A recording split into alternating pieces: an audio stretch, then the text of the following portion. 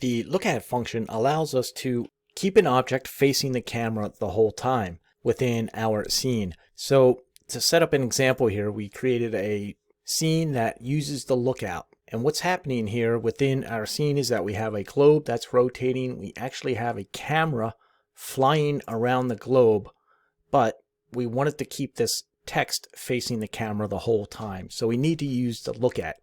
Now I'm going to turn this text off for a moment and just show you what's happening within the scene. We hit play and it looks like the globe is spinning around, but actually if we go into our views here, and we're going to turn on our top view for this, and I'm going to hit play again, what you can actually see is that we have an object rotating around the globe, and then the camera is attached to this object. So we are tracking the direction of this camera with this object here, and it's flying around the globe. The problem with that is that within Viz, you're always looking through a camera, and that's what these things up here, these numbers represent. A camera, 1, 2, 3, and so forth down the line.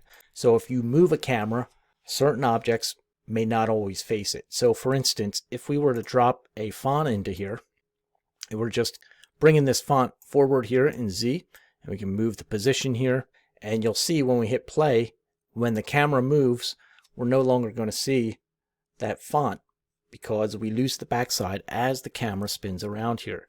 Now if we always wanted to see that font and have it always face the camera, we can come in here, drag the look at onto this font, click on our look at function and choose billboard.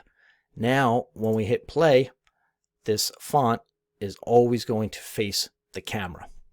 So it doesn't just work on fonts, you could also use this on images. So if we were to drag an image into the scene tree and we bring it forward here as well, and we'll just copy that look at, so we could drag the look at onto that image, and now that image is always going to face this camera view as well.